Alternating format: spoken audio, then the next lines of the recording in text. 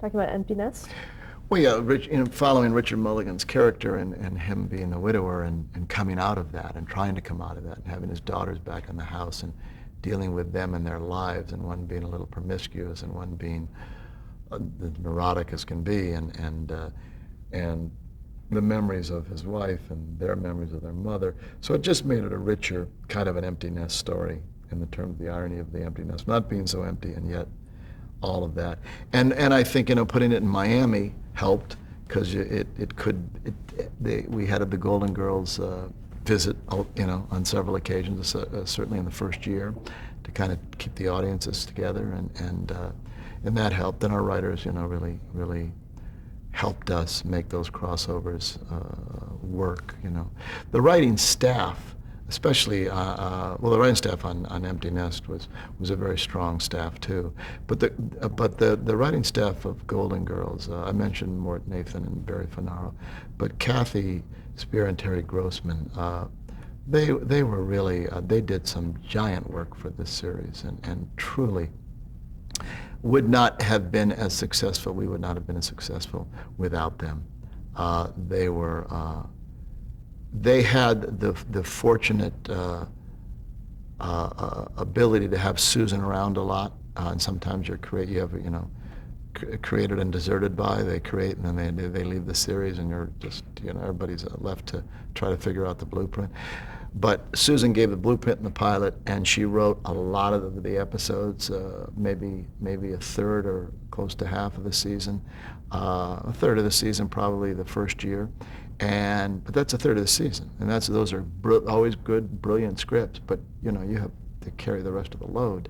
And Kathy and Terry and Mort and Barry, especially in that year one, which really launched the series, wrote some brilliant episodes, and they were a great combination, the four of them together. And our writing staff on Empty Nest was the same. So it was great to have those two shows and those two staffs working closely together when necessary to do crossovers. It was a good show. 7 years, and if you're going to ask me why it went off the air, 7 years. No more to say. In 1987, you did Beauty and the Beast. Yes. Beauty and the Beast, again, Kim LeMasters came to us and said he was thinking about Beauty and the Beast as a series. Kim was obviously running the program at CBS at the time. And we jumped at that. We love that idea. They do that a lot, the network execs. They kind of float that idea out to several people, and they're the companies that they like to work with, and somebody comes back or doesn't come back with it. Were you surprised because you were kind of known as a comedy house in a way? Well, Kim, we had known Kim a long time, and he knew our long form stuff, and we had done Dead Poets Society by then, I think. I don't remember the years anymore. They all run together. But what year was Beauty and the Beast? Do you know? 87. Yeah, we had done Dead Poets by then. I think it was 89, Dead Poets? Was it? I thought it was 85. I don't remember. Anyway, but Kim knew our long form stuff. We had done a lot of dramatic long form between Spelling Goldberg stuff and our stuff at Danny Towns Productions. We had done like 15, 17 movies for television. He knew that, and he knew our background, so it wasn't a big stretch, and we jumped at it. And Ron Koslow, who created that, did a brilliant job. He wrote some poetry, and we got very lucky with our cinematographer and others to really create a whole world of mystery and that hadn't been on television before. And Linda Hamilton and Ron Perlman?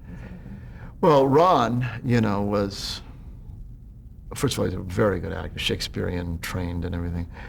He was just a tremendous actor, and he embraced that role wonderfully and committed to the, he had to get up at several hours before his call to get that kind of makeup on, and that just wasn't a little thing he pulled over his head.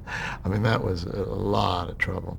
And he loved the part, and we loved it, and he just sold it. You looked into his eyes, and there was no beast. There was a man you wanted to embrace and care for. And Linda played it perfectly, and we were very lucky to have her. And she just did a terrific job, made a very compelling team together for the love story, and sold it. It was a very popular show for a while. I mean, it was in the times when numbers were slipping in general. You know, when a 20-something share was a good solid audience, which is what we were getting, and had a very loyal following. I think there's still a loyal following. I mean, there are tons of sites on the internet about Beauty and the Beast, or several sites, I should say, and I believe they still have conventions. So we have our little cult following. Herman's Head. Herman's Head, well, I loved Herman's Head. I thoroughly loved Herman's Head, and I don't think I've still forgiven the management at Fox, and they know who they are because every time I see them, I'll mention it. Herman's Head was canceled after 3 years, and I think we could have done it better, but it was still very good, and I think that we might have even found it more as we went along, but it was awfully good. And I just enjoyed the concept of getting inside a guy's head and dealing with the aspects of his personality. We had great talent on that show, and good writing, and I loved it. I really was. I was very pleased we had made it. I was just sorry they took it off the air. Blossom. Blossom was a show that was near and dear to Don Rio's heart, the coming of age of a girl at that age, and actually Don had initially written it thinking for a boy, and there had been so many of those shows on the air. And when we first talked about it, he actually hadn't written it. He just was. We were talking about it. And we were talking with NBC, Jamie Tarsis, I believe. I think it was Jamie. I think said, "Why not make it a girl?" And it made a whole lot of sense to us to make it a girl, because there were some roads traveled with the coming of age of guys, although we were all guys and probably a little more familiar with what that might be.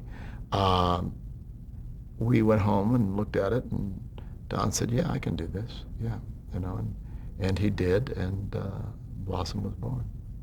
And Mayim was incredible. I mean, one of a kind. Was she hard to cast? No, I mean, it was, we saw Mayim was done, you know. We read a few people, but Mayim came in and just nailed it. And, you know, because she was that, you know, unique child who had so many things going for her, a little off center in the looks, a little off center in her thinking, but, you know, trying to navigate being that age, you know, being her age and such. So it was perfect. And Joey came in and gave us the color and the fun of the Dolte brother, and, you know, it was all. Was Joey Lawrence? Yeah. The John Larroquette Show. John Larroquette Show, again, a Don Rio inspiration, and that truly was Don's baby, and a very good one. He wrote an excellent pilot script, but it was a dark comedy. It was about the underbelly of life and the guy hitting rock bottom, the late shift manager at a bus station, after having been successful and recovering alcoholic, and it was brilliantly written and brilliantly cast, but America was not ready for it. We got a great tune-in, and every week we lost a little bit more because John Larroquette being the star, I think they expected a little more of his night court antics, and this was not that. And as what happens sometimes with audiences' expectations from actors, if they're not giving them what they want in that area of getting, unfortunately, typecast, they were a little disappointed and they went away. And that wasn't just because of John, it was because of the themes we were doing. But John was, you know, brilliant in it. Don Ohlmeyer stuck by us, though, and we agreed to make some changes, and we lightened it up some, and it hung in there for a while because of it. Because it was easy to lighten it up with John Larroquette. You know, I always said to John, I think you're one of the funniest men in America, and I've got you on a dark comedy. I said, this is just insane. I know the next thing you do is going to be something crazy and hysterical, and I won't be part of it. I'm going to be furious because we're doing this dark comedy thing. You know, and he kind of wanted to do the dark comedy thing too, because he had just come off playing that Dan Fielding character. Well, the fact that I remember that name is how good he is, how good John is, the Dan Fielding character. And so he was tired of playing the clown and all that stuff, and he wanted to do something more serious. And we wanted him to do this because he understood it and all, but America was not ready for that. The Secret Lives of Men. Secret Lives of Men is a big disappointment to me. That was really, we knew that was going to be our last at-bat probably with the Whit Thomas Harris. That was probably going to be the last thing we did together. And I think we did not title that properly, Secret Lives of Men. But great cast, Brad Whitford and God, help me. Peter Gallagher? Peter Gallagher, and who else? Oh, he's so good too. Anyway, they were all terrific in it, and God, why can't I think of his name?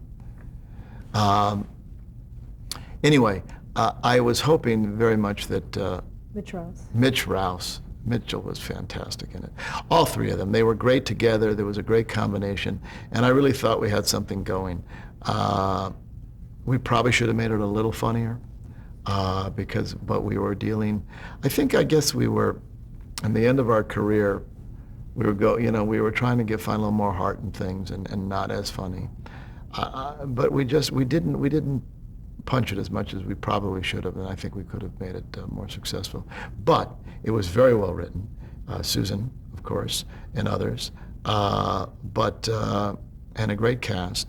But I think where it failed was we hung out on the other side of the stories, on the less comedic side of the stories, where the guys were dealing with the fact that they were all out of broken marriages and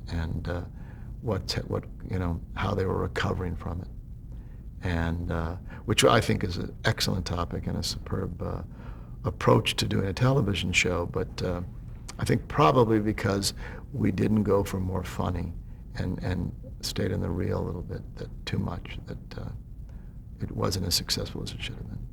You mentioned that this was the last Whit Thomas Harris production. Why was that? How did you know that it was coming to an end? We were getting tired. You know, television's a very tough business, and we've been doing it for 20-some odd years, 25 years at least by then. And we knew Susan certainly was kind of done doing television series. And Paul and I were not going day to day. We were going every day, but we were not in the day-to-day hands-on process. I mean, for a major chunk of our career, Paul and I didn't go home till the writers went home. We stayed in the writing room the entire time.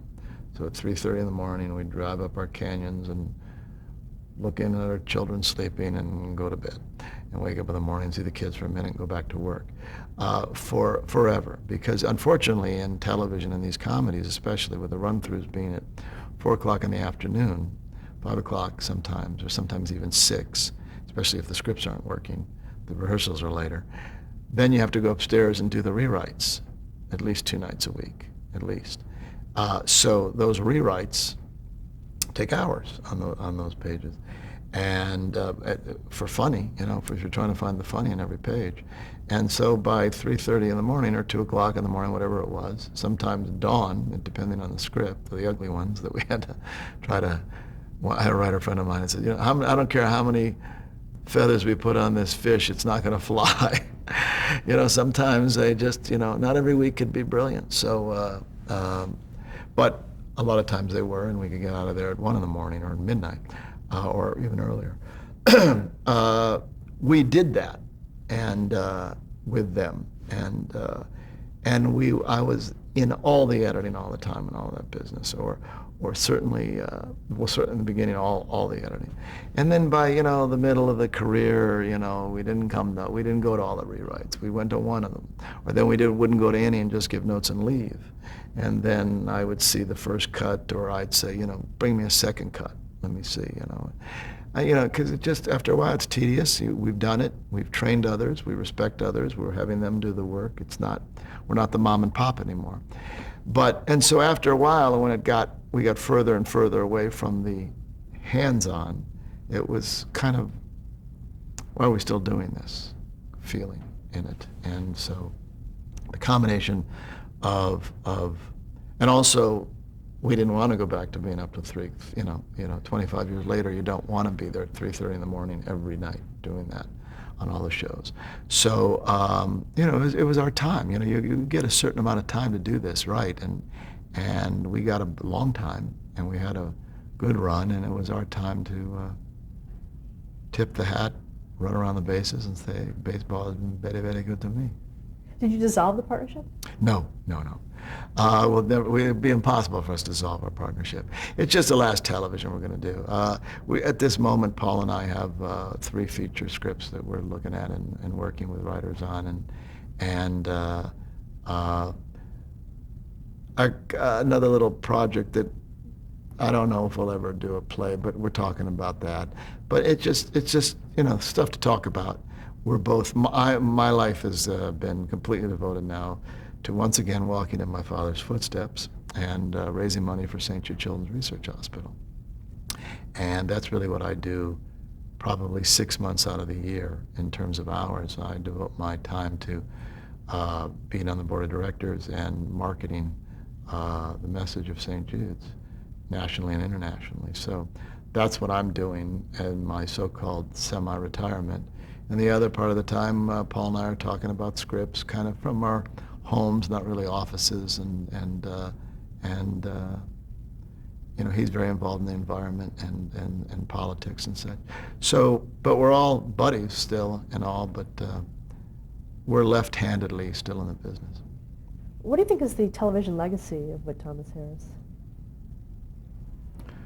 I hope quality.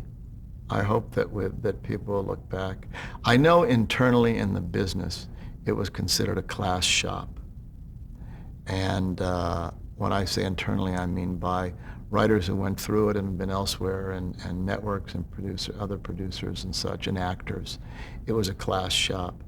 So that's pretty much what I feel proud about, is that it was a great place to work, and we made good product most of the time, as best we could. Every once in a while you did make a bad one, but I remember we even pulled the plug on a couple of pilots. We said, this is just not good. Don't. And I recall the buzz in town was they canceled their own pilot. It says, why bother? We're not here it's not a sausage factory. We're trying to make good stuff. So it was like we didn't cast this. The casting and the writing is not gelling well enough, and we'll hand this to the network, and even for some reason they were to buy it, what would this series be about? And so let's not waste everybody's time and energy and money and stop. So I hope we would always be considered for being a class act and making good product. A son of someone who works at an agency now wrote me a sweet email and said that the head of their television department referred to Whit Thomas as the Cadillac of television comedy, and that kind of nurturing of writers, and that's the kind of thing they wanted to.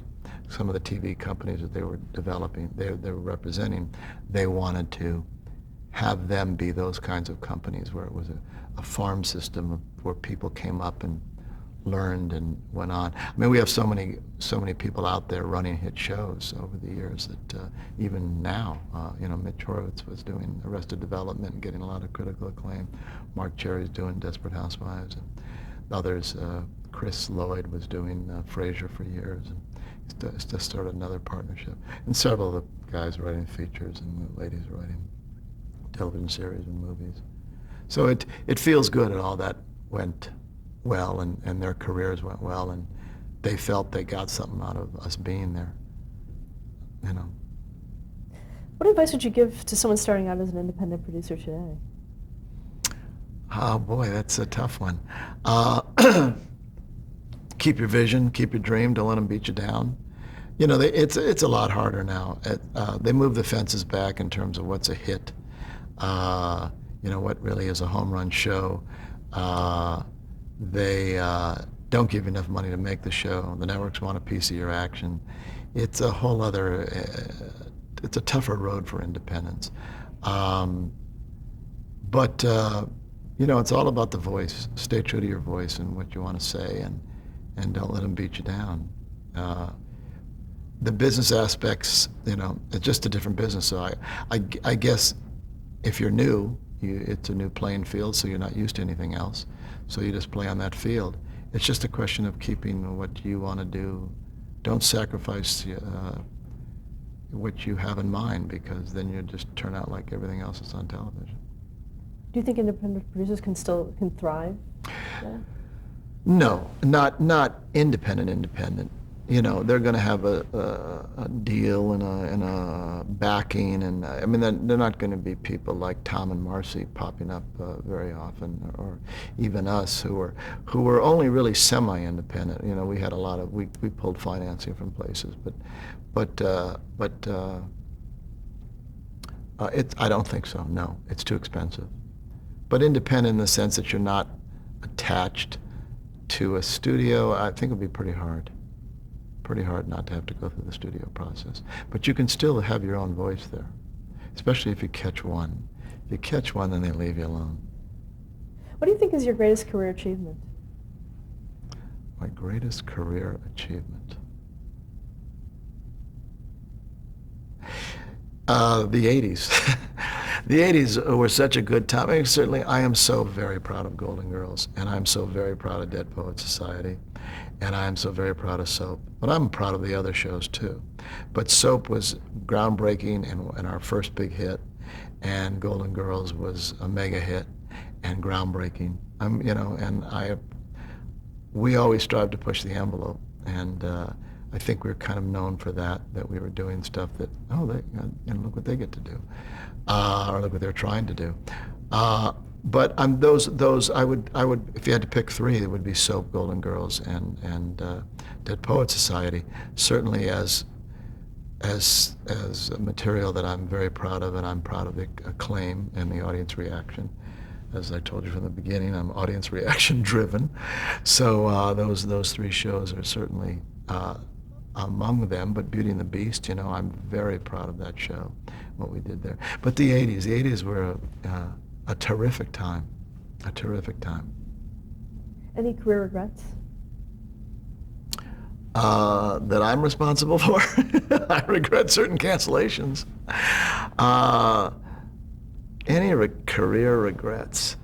Well, probably we shouldn't have greenlighted certain shows, and like I said, I wish we'd have made Secret Lives of Men more funny. But major career? No, God, no.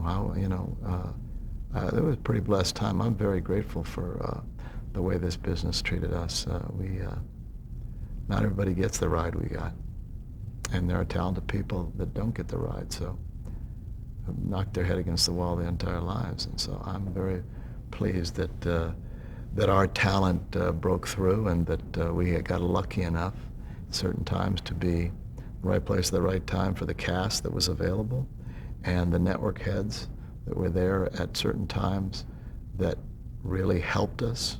You know, we got both edges of that sword. We got the network heads that didn't help us at all too, that were really counterproductive to work. But you know, there were clearly those that truly helped us. And, you know, Warren Littlefield, Brandon Tartikoff, Fred Silverman among them.